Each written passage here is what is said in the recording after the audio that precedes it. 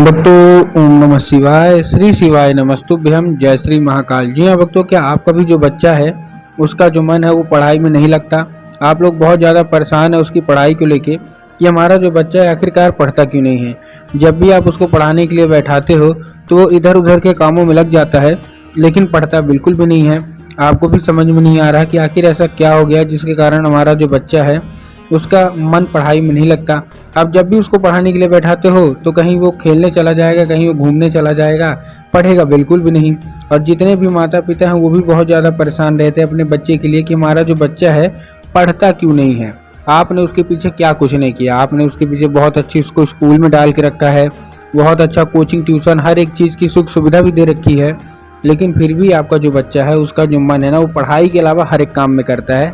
और आप जितने भी माता पिता हैं वो बहुत ज़्यादा परेशान रहते हैं कि आखिर हमारा जो बच्चा है वो क्यों नहीं पढ़ता। तो चलिए हम बताते हैं आपको आज की इस वीडियो के माध्यम से कि आपको करना क्या है। तो बस उपाय ध्यान से सुनिएगा, अच्छे से करिएगा, ठीक। देखिए, अगर आपने कर लिया तो आपका बच्चा अवश्य रूप से देखिएगा कि वो पढ़ाई की ओर आकर्षित होगा ही होगा।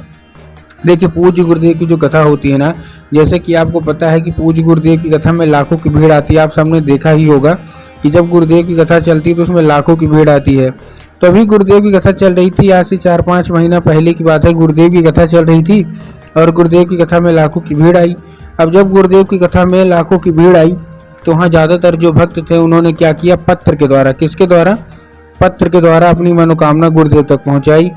अब जब गुरुदेव के पास पत्र पहुंचा और गुरुदेव ने पत्र पढ़ा तो वहाँ गुरुदेव ने देखा कि ज़्यादातर जो भक्त है ना उनकी केवल और केवल एक ही दो मनोकामना है। क्या मनोकामना है? जितने भी माता पिता हैं कि गुरुदेव हमारा जो बच्चा है उसका जो मन है, इच्छा है, वो पढ़ाई में नहीं लगता। हम जब भी उसको बोलते हैं पढ़ने के लिए तो उधर उधर के कामों में लग जाता है, लेकिन पढ़ता बिल्कुल भी नहीं है। कृपया करके कोई ऐसा उपाय बता दें ताकि जो हमारा बच्चा है ना वो पढ़ाई की ओर आकर्षित हो और वो पढ़ाई अच्छे तरीके से करे।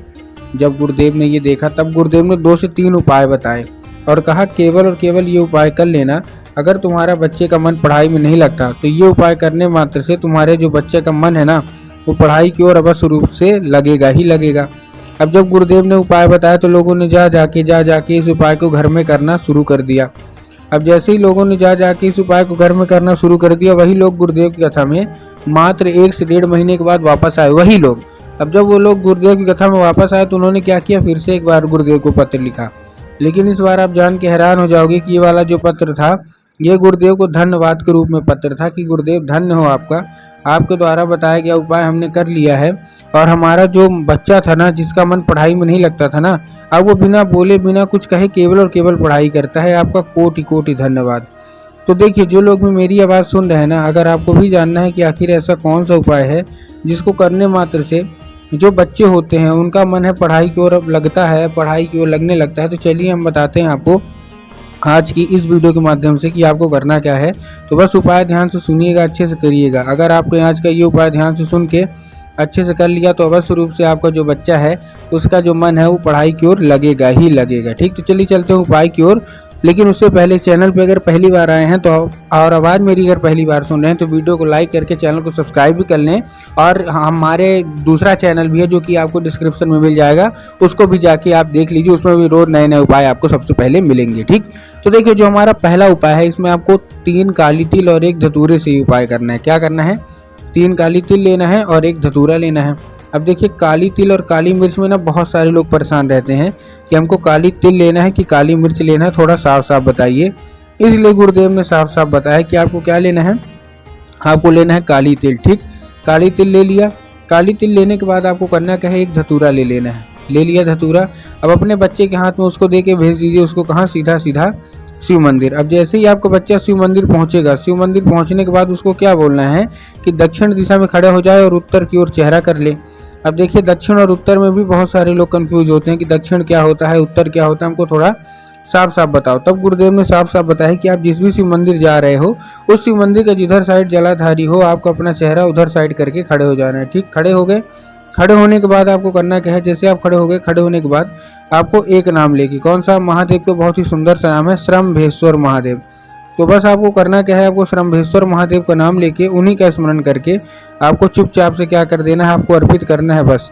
पूज्य गुरुदेव कहते हैं कि अगर आपने इतना कर लिया तो जो बाबा भोलेनाथ है, श्रम्भेश्वर महादेव है, वो अपने आपका जो बच्चा है उसके ऊपर अवश्य रूप से कृपा करेंगे ही करेंगे। ठीक है, ये था हमारा कौन सा, ये था हमारा पहला उपाय। अब हम चलते हैं अपने दूसरे उपाय की ओर। अब देखिए दूसरे उपाय में आपको करना क्या है। जो हमारा दूसरा उपाय है, इस उपाय में एक लाल फूल लेना है। जितने भी माता पिता हैं उनको ये उपाय करना है। अब लाल फूल ले लिया। अब लाल फूल लेने के बाद आपको करना क्या है, जैसे आपने लाल फूल लिया, लाल फूल लेने के बाद आपको, ये सबसे अच्छी बात इस उपाय की है कि ये उपाय आपको अपने घर में ही करना है। मतलब आपको और कहीं बाहर जाने की ज़रूरत नहीं है, अपने घर में ही करना है। आप करेंगे कैसे, इस उपाय के लिए आपके घर में माता सरस्वती की फ़ोटो या मूर्ति होना अति अनिवार्य है। अगर आपके घर में माता की फ़ोटो या मूर्ति है तब तो अच्छी बात है, लेकिन अगर नहीं है तो आपको बाज़ार जाना है, माता सरस्वती की फ़ोटो या मूर्ति लाना है। ठीक, ला लिए। लाने के बाद आपको करना क्या है, जैसे आपने ला लिया, लाने के बाद आपको शाम के वक्त, जब भी आपके घर में पूजा पाठ होता है ना, तो आपको शाम के वक्त वो लाल फूल आपको अर्पित करना है और माता से उसको औषधि के रूप में मांगना है कि माता कृपया करके हमको इसको औषधि के रूप में प्रदान करिए। हमारा जो बच्चा है उसका जो मन है वो पढ़ाई में बिल्कुल भी नहीं लगता। जब भी हम उसको पढ़ाने के लिए बैठाते हैं तो इधर उधर के कामों में लग जाता है, बिल्कुल भी नहीं पढ़ता। अब क्या होगा, अब वो फूल औषधि का रूप ले लेगा। तो बस आपको करना क्या है, जैसे ही औषधि का रूप ले लेगा, बस आपको क्या करना है, उसी रात जब आपका बच्चा खाना पीना खा के अच्छे से सो जाए तो आपको वो लाल फूल उठाना है और अपने बच्चे के माथे पे 2 से 3 बार आपको चुपचाप फेर देना है। बस पूज्य गुरुदेव कहते हैं कि अगर आपने इतना ही कर लिया तो अवश्य रूप से आपका जो बच्चा है उसका जो मन है ना वो पढ़ाई की ओर लगेगा ही लगेगा। क्यों, क्योंकि इस फूल के जरिए स्वयं माता सरस्वती उसके दिमाग में प्रवेश कर जाएंगी।